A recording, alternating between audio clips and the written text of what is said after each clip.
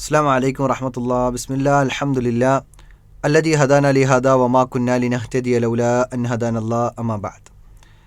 മുസ്ലിമീങ്ങളിൽ ചില ആളുകളെങ്കിലും രോഗം മാറാൻ, പ്രയാസം മാറാൻ, കുട്ടിയെ കിട്ടാൻ, അങ്ങനെ പല ആവശ്യങ്ങൾക്ക് വേണ്ടി ചില ആളുകളൊക്കെ ആക്സിഡൻ്റ് ആകാതിരിക്കാൻ വണ്ടിയിൽ പോലും നൂല് കെട്ടുന്ന, ഏലസ് കെട്ടുന്ന, മന്ത്രിച്ചൂതിയത് കെട്ടുന്ന ആളുകളെ കാണാൻ സാധിക്കും. റസൂൽ കരീം സല്ലല്ലാഹു അലൈഹി വസല്ലമയുടെ അടുക്കൽ 10 പേരടങ്ങുന്ന ഒരു സംഘം ഇസ്ലാം സ്വീകരിക്കാൻ വേണ്ടി വരുന്നുണ്ട്. അത്തരത്തിൽ ഒരു ഹദീസ് മഹാനായ ഉഖ്ബത്ത് ബിൻ ആമിർ അൽ ജുഹനി റളിയല്ലാഹു അൻഹു ഉദ്ധരിക്കുകയാണ്. അൻ ഉഖ്ബത്ത് ബിൻ ആമിർ അൽ ജുഹനി അന്ന റസൂലല്ലാഹി സല്ലല്ലാഹു അലൈഹി വസല്ലമ അഖ്ബല ഇലൈഹി റഹത്തുൻ. റസൂലുള്ളാഹി സ്വല്ലല്ലാഹു അലൈഹി വസല്ലമയുടെ അടുക്കൽ ഒരു സംഘം ആളുകൾ വന്നെത്തുകയുണ്ടായി. അങ്ങനെ ഫബായഅ തിസ്അതൻ, റസൂലുള്ളാഹി സ്വല്ലല്ലാഹു അലൈഹി വസല്ലമ 9 ആളുകളുമായി കൊണ്ട് ബൈഅത്ത് നടത്തി. വ അംസക അൻ വാഹിദിൻ, ഒരാളിൽ നിന്നു മാത്രം അള്ളാഹുവിൻ്റെ റസൂൽ സല്ലല്ലാഹു അലൈഹി വസല്ലമ വിട്ടുനിന്നു എന്നാണ്.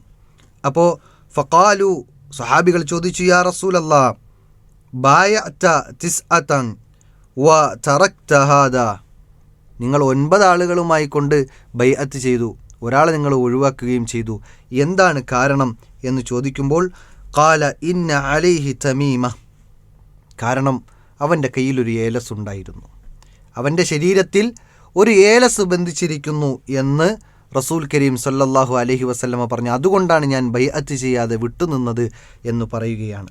അങ്ങനെ ആ ബൈഅത്ത് ചെയ്യപ്പെടാത്ത വ്യക്തി ഫഅദ്ഖല യദഹു ഫഖതഅഹ, അങ്ങനെ ആ മനുഷ്യൻ തൻ്റെ കൈയെടുത്ത് വസ്ത്രത്തിനുള്ളിലേക്ക് കയറ്റി ആ ഏലസിനെ വലിച്ചു പൊട്ടിച്ച് കളയുകയാണ്. അങ്ങനെ പൊട്ടിച്ച് കളഞ്ഞതിന് ശേഷം ഫബായഅഹു വഖാല, അങ്ങനെ പ്രവാചകൻ സല്ലല്ലാഹു അലൈഹി വസല്ലമയുമായി ബൈഅത്ത് ചെയ്തു. ശേഷം പ്രവാചകൻ പറയുകയാണ്, മൻ അല്ലഖ തമീമതൻ ഫഖദ് അശ്റക, ആരെങ്കിലും അത്തരം ഏലസുകൾ ശരീരത്തിൽ ബന്ധിപ്പിച്ചു കഴിഞ്ഞാൽ അവൻ ശിർക്ക് ചെയ്തിരിക്കുന്നു എന്ന് ഇമാം അഹ്മദ് റഹ്മഹുല്ല അദ്ദേഹത്തിൻ്റെ മുസ്നദിൽ ഉദ്ധരിക്കുന്ന ഹദീസാണ്. 942 ഹദീസാണ്. അപ്പോൾ ഈ ഹദീസിൽ നിന്ന് ഒരുപാട് പാഠങ്ങൾ നമുക്ക് ഉൾക്കൊള്ളാനുണ്ട്. പ്രത്യേകിച്ച് വിശ്വാസരംഗത്ത് നമ്മൾ ശ്രദ്ധിക്കേണ്ടതും നമ്മൾ പാലിക്കേണ്ടതുമായ ചില വിശ്വാസ വിശുദ്ധിയെക്കുറിച്ചാണ് ഇവിടെ ഓർമ്മപ്പെടുത്തുന്നത്. ഒന്നാമതായി കൊണ്ട് നമ്മൾ മനസ്സിലാക്കേണ്ടത്, ഈ വന്ന സംഘം അവർ ജാഹിലിയത്തിലായിരുന്നു. സ്വാഭാവികമായും ജാഹിലിയത്തിലുള്ള ചില വിശ്വാസങ്ങളോ അല്ലെങ്കിൽ ചില കർമ്മങ്ങളോ അവരുടെ ഭാഗമായി കൊണ്ട് ഇസ്ലാം സ്വീകരിക്കുന്ന സമയത്ത് ഉണ്ടായേക്കാം.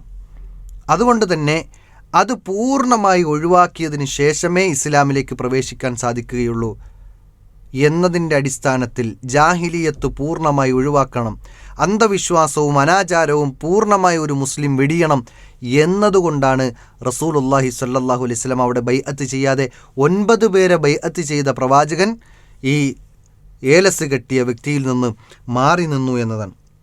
ജാഹിലിയത്തിൻ്റെ വിശ്വാസങ്ങൾ മുഴുവൻ, അന്ധവിശ്വാസങ്ങളും അനാചാരങ്ങളും മുഴുവൻ ഒരു വിശ്വാസി വെടിയണം എന്ന ആഗ്രഹമായിരുന്നു പ്രവാചകൻ സല്ലല്ലാഹു അലൈഹി വസല്ലമയെ അങ്ങനെ പ്രേരിപ്പിച്ചത്.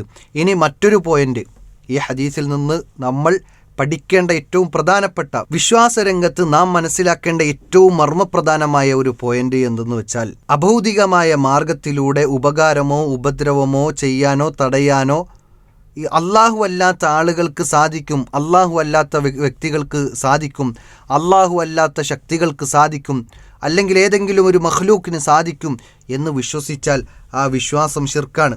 അതൊരിക്കലും സംഭവ്യമല്ല. സൃഷ്ടികൾക്കൊരിക്കലും അഭൗതികമായ മാർഗത്തിൽ നമ്മെ ഉപകരിക്കാനോ നമുക്ക് ഉപകാരം ചെയ്തു തരാനോ നമ്മെ ഉപദ്രവിക്കാനോ സാധ്യമല്ല എന്നത് നമ്മൾ തിരിച്ചറിയേണ്ടതുണ്ട്. അതോടൊപ്പം ഈ വ്യക്തി ഒരുപക്ഷെ ആ ഏലസ് കെട്ടിയിരിക്കുന്നത് തൻ്റെ പ്രയാസങ്ങൾ മാറാനോ അല്ലെങ്കിൽ തനിക്ക് ഖൈറുകൾ ലഭിക്കാനോ അല്ലെങ്കിൽ മറ്റു പ്രതിസന്ധികൾ വരാതിരിക്കാനോ അങ്ങനെ ഗുണമോ ദോഷമോ പ്രതീക്ഷിച്ചു കൊണ്ടായിരിക്കാം ആ വ്യക്തി ചെയ്തിട്ടുള്ളത്.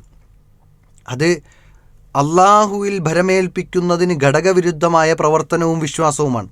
അതുകൊണ്ട് തന്നെ ഒരു വിശ്വാസി തീർത്തും റബ്ബിലേക്കാണ് ഭരമേൽപ്പിക്കേണ്ടത്. നമ്മുടെ നാട്ടിലുള്ള ആളുകളൊക്കെയും ചില ആളുകൾ അവർ വാഹനമെടുത്ത് ആദ്യം ചെല്ലുന്നത് ജാറങ്ങളിലേക്കായിരിക്കും. ആ ജാറത്തിൽ ചെന്ന് അവിടെയുള്ള പട്ടുനൂല് വാങ്ങി വണ്ടിയിലേക്ക് ബന്ധിക്കും. എന്തിന്? വണ്ടി ആക്സിഡൻ്റ് ആകാതിരിക്കാൻ. വണ്ടിയുടെ യാത്ര സുഗമമാകാൻ, പ്രയാസങ്ങളില്ലാതിരിക്കാൻ. ഇതാണൊരു വ്യക്തിയുടെ അങ്ങനെ നൂല് കെട്ടുന്ന ആളുകളുടെ വിശ്വാസം.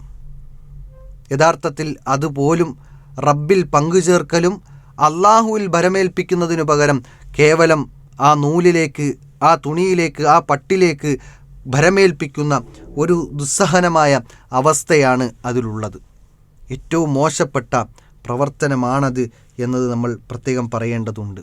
അതുപോലെ തന്നെ ഈ ജിന്നുബാധ, കണ്ണേറ്, സിഹിർ പോലെയുള്ള രോഗബാധകൾ മാറിക്കിട്ടാൻ വേണ്ടി ഇത്തരം ചികിത്സകൾ ചെയ്യുന്ന, അല്ലെങ്കിൽ ഇത്തരം മന്ത്രവാദങ്ങൾ ഇല്ലാത്ത, ഇസ്ലാം പഠിപ്പിക്കാത്ത രൂപത്തിലുള്ള മന്ത്രവാദങ്ങൾ ചെയ്ത് അതിൻ്റെ പേരിൽ ആത്മീയ ചൂഷണങ്ങൾ നടത്തുന്ന ആളുകളെ കാണാൻ സാധിക്കും. ഉസ്താദുമാരും പലരും ഈ രൂപത്തിൽ ഊതിയും ആളുകളെ കയ്യിൽ നിന്നുള്ള സമ്പത്ത് വാങ്ങുന്ന ആളുകൾ നമുക്ക് കാണാൻ സാധിക്കും. 2 രൂപയുടെ നൂലിന് 200ഉം 2000ഉം വാങ്ങുന്ന ഉസ്താദുമാരെ നമുക്ക് കാണാൻ സാധിക്കും. ഒരിക്കലും ഉസ്താദുമാരെ ഇവിടെ ആക്ഷേപിക്കാൻ വേണ്ടിയല്ല ഈ ഒരു സംസാരം, മറിച്ച് അങ്ങനെ ഒരു ആത്മീയ ചൂഷണം ഇസ്ലാമിൽ ഉണ്ടാകാൻ പാടില്ല. റസൂലുള്ളാഹി സ്വല്ലല്ലാഹി അലൈഹി വസല്ലമ അതുകൊണ്ടാണ് അവിടെ ഉടനെ തന്നെ ആ ഏലസിനെ അഴിച്ചു മാറ്റിയത് കൊണ്ട് മാത്രമാണ് ബൈഅത്ത് ചെയ്തിട്ടുള്ളത്.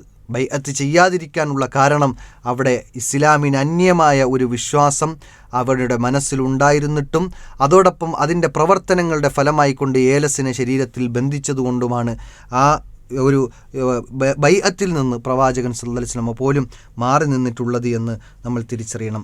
ബഹുദൈവ ആരാധനയുടെ ഭാഗം കൂടി തന്നെയാണ് ഇത്തരം ഏലസുകളെ ബന്ധിക്കുക എന്നത് നമ്മൾ തിരിച്ചറിയേണ്ടതുണ്ട്. അപ്പോൾ ഉപകാരമോ ഉപദ്രവമോ ചെയ്യാൻ അള്ളാഹു അല്ലാത്ത ഒരു ശക്തിക്കും ഒരു മന്ത്രവാദത്തിനും അഭൗതികമായ മാർഗത്തിൽ നമ്മെ പ്രയാസപ്പെടുത്താനോ പ്രതിസന്ധിയിലാക്കാനോ നമ്മുടെ പ്രയാസങ്ങൾ മാറ്റിത്തരാനോ സാധ്യമല്ല എന്നത് നമ്മൾ തിരിച്ചറിയേണ്ടതുണ്ട്. ഒരാൾ വിശ്വസിക്കുകയാണ് ഉപകാരവും ഉപദ്രവവും തടയാൻ മന്ത്രവാദത്തിനും അതുപോലെ തന്നെ ഇത്തരം ഏലസിനും അത് കാരണമാകുമെന്ന് വിശ്വസിച്ചു കഴിഞ്ഞാൽ അത് ഷിർക്കുൻ അസ്ഗറാണ്. അതേസമയം വേറൊരു വ്യക്തി വിശ്വസിക്കുകയാണ് ഈ ഏലസും അല്ലെങ്കിൽ ഇത്തരം മന്ത്രവാദങ്ങൾ തന്നെയും എൻ്റെ പ്രയാസങ്ങൾ മാറ്റും എന്ന് വിശ്വസിച്ചാൽ അത് ഷിർക്കുൻ അക്ബറുമാകും, അതായത് വലിയ ഷിർക്കുമാകും. മറ്റത് കാരണമാണ് എന്ന് വിശ്വസിച്ചാൽ, ഈ മന്ത്രവാദത്തിലൂടെ അല്ലെങ്കിൽ ഏലസിലൂടെ ഒരുപക്ഷെ അള്ളാഹു ശിഫപ്പെടുത്തും എന്ന് അങ്ങനെ കാരണമായി സബബായി വിശ്വസിച്ചു കഴിഞ്ഞാൽ അത് ഷിർക്കുൻ അസ്ഗറാണ്, ചെറിയ ഷിർക്കാണ്. എന്നാൽ ഈ ഏലസ് തന്നെ എൻ്റെ അസുഖത്തെ മാറ്റും, അല്ലെങ്കിൽ ഈ മന്ത്രവാദം തന്നെ എൻ്റെ അസുഖത്തെ മാറ്റും എന്ന് വിശ്വസിച്ചു കഴിഞ്ഞാൽ അത് ഷിർക്കുൻ അക്ബറായി, അള്ളാഹുവിൽ പങ്കുചേർക്കലായി എന്ന് തിരിച്ചറിയേണ്ടതുണ്ട്. അതുപോലെ തന്നെ ഇസ്ലാമിൻ്റെ മറവിൽ ചില മന്ത്രവാദങ്ങൾ നടത്തുന്ന ആളുകളെ നമുക്ക് സമൂഹത്തിൽ കാണാൻ സാധിക്കും. അവരിൽ നിന്നും കരുതലോടുകൂടി ജീവിക്കണം. ഇസ്ലാം പഠിപ്പിച്ച ചില മന്ത്രങ്ങളുണ്ട്. വിശുദ്ധ ഖുർആനിൻ്റെ ആയത്തുകൾ ഊതി ശരീരത്തിൽ തടവുക എന്നതൊക്കെ ഇസ്ലാം പഠിപ്പിച്ചതാണ്. അതല്ലാതെ അതിൻ്റെ മറവിൽ റുഖിയ, ഷിർക്കിയ നടത്തുന്ന, ഷിർക്കൻ മന്ത്രവാദങ്ങൾ നടത്തുന്ന, അനാചാരങ്ങളും അന്ധവിശ്വാസങ്ങളും കൂടിക്കലർത്തിയുള്ള മന്ത്രവാദങ്ങളൊക്കെ നടത്തുന്ന ആളുകൾ സമൂഹത്തിലെമ്പാടുമുണ്ട്. അവരുടെ അടുക്കൽ ചെന്ന് നമ്മുടെ വിശ്വാസത്തെ പണയം വയ്ക്കരുത് എന്നാണ് ഓർമ്മപ്പെടുത്താനുള്ളത്. അതുകൊണ്ട് ഇത്തരം എല്ലാ വിധത്തിലുള്ള ഷിർക്കിൽ നിന്നും മുക്തമായി തൗഹീദിൽ അടിയുറച്ച് നിൽക്കുക എന്നതാണ് ഈ ഹദീസിൽ നിന്ന് നാം ഉൾക്കൊള്ളേണ്ട ഏറ്റവും പ്രധാനപ്പെട്ട ഭാഗം. അതുപോലും തൗഹീദിൻ്റെ തവക്കുൽ എന്ന ഭാഗം പോലും ഒരിക്കലും സൃഷ്ടികൾക്ക് നൽകാൻ പാടില്ല എന്നും തവക്കുൽ മുഴുവൻ റബ്ബിനോട് മാത്രമാണ് എന്നും നമ്മൾ പ്രഖ്യാപിക്കണം. റസൂലുള്ളാഹി സ്വല്ലല്ലാഹി അലൈഹി വസല്ലമയും സ്വഹാബത്തും മക്കയിൽ നിന്ന് മദീനയിലേക്ക് ഹിജറ പോകുമ്പോൾ, അതുപോലെ തന്നെ മദീനയിൽ നിന്ന് ബദറിൻ്റെ യുദ്ധത്തിൻ്റെ രണാങ്കണത്തിൽ നിൽക്കുമ്പോഴും 3 ഇരട്ടി വരുന്ന ശത്രു സൈന്യത്തിൻ്റെ മുമ്പിൽ ആയുധങ്ങളില്ലാതെ പോരാളികൾ അവിടെ നില ഉറപ്പിക്കുമ്പോൾ എല്ലാം റബ്ബിലേക്ക് ഭരമേൽപ്പിച്ചുകൊണ്ടായിരുന്നു, അവരുടെ വിശ്വാസത്തെ ഊട്ടിയുറപ്പിച്ചുകൊണ്ടായിരുന്നു അവർ മുന്നോട്ട് പോയത്. ഇബ്രാഹിം നബി അലൈഹി ഇസ്ലാമിനെ തീക്കുണ്ടാരത്തിലേക്ക് വലിച്ചെറിയുമ്പോൾ പോലും ഹസ്ബുൻ അല്ലാ, ഹസ്ബി അല്ലാ, എനിക്കെൻ്റെ റബ്ബ് മതി എന്ന് പ്രഖ്യാപിച്ച ആദർശ പിതാവായ ഇബ്രാഹിം നബി അലൈഹി ഇസ്ലാമിൻ്റെ മാതൃക കാണാൻ സാധിക്കും. അതുകൊണ്ട് വിശ്വാസികളെന്ന നിലയ്ക്ക് നാം സർവ്വതും സമർപ്പിക്കേണ്ടത്, ഈമാനികമായി ഉയരേണ്ടത് റബ്ബിൽ സർവ്വതും സമർപ്പിച്ചുകൊണ്ട്, റബ്ബിൽ ഭരമേൽപ്പിച്ചുകൊണ്ടായിരിക്കണം. ഒരു നൂലിലോ ഒരു ഏലസിലോ ഒരു മന്ത്രവാദത്തിലോ ഒരിക്കലും പോയി കുടുങ്ങി തലയിട്ട് നമ്മുടെ വിശ്വാസത്തെ അതിലേക്ക് ആപതിക്കുന്ന, അതിലേക്ക് സമർപ്പിക്കുന്ന ഒരവസ്ഥ ഒരിക്കലും ഉണ്ടാകാൻ പാടില്ല എന്ന് നമ്മൾ മനസ്സിലാക്കുക. വിശുദ്ധ ഖുർആനിൽ സൂറത്തു ആലു ഇമ്രാനിൻ്റെ 173-ാമത്തെ ആയത്തിലൂടെ അല്ലാഹു സുബ്ഹാനഹു തആല പറഞ്ഞത്, അല്ലദീന ഖാല ലഹുമുന്നാസ് ഇന്നന്നാസ ഖദ് ജമഉ ലക്കും ഫഖ്ശൗഹും.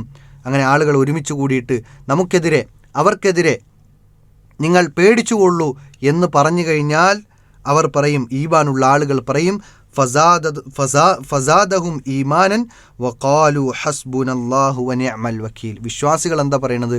അവരുടെ ഈമാൻ വർദ്ധിക്കുകയും എത്ര വലിയ ശത്രുക്കളാണെങ്കിലും ശരി നമുക്ക് ഭയപ്പെടേണ്ടതില്ല. കാരണം ഈ ശത്രുക്കളെ മുഴുവൻ സൃഷ്ടിക്കുകയും നിയന്ത്രിക്കുകയും ചെയ്യുന്നവനായ അല്ലാഹു സുബ്ഹാനഹു തആല ഉണ്ടല്ലോ, അവനാണ് നമുക്ക് ഭരമേൽപ്പിക്കാൻ ഏറ്റവും ഉത്തമവനായിട്ടുള്ളവൻ എന്ന് കൃത്യമായി വിശ്വാസികൾ സമർപ്പിക്കും. റബ്ബിലേക്കെല്ലാം ഭരമേൽപ്പിക്കും എന്നാണ് വിശ്വാസികളുടെ ക്വാളിറ്റി ആയിക്കൊണ്ട് വിശുദ്ധ ഖുർആൻ പഠിപ്പിക്കുന്നത്. ആ രൂപത്തിൽ എല്ലാം റബ്ബിലേക്ക് സമർപ്പിക്കുന്ന യഥാർത്ഥ സത്യവിശ്വാസികളായി മാറാൻ നമുക്ക് സാധിക്കേണ്ടതുണ്ട്. അല്ലാഹു സുബ്ഹാനഹു വതആല അതിനുള്ള തൗഫീക്ക് നൽകി അനുഗ്രഹിക്കുമാറാകട്ടെ. അസ്സലാമു അലൈക്കും വറഹ്മത്തുള്ളാഹി വബറകാതുഹു.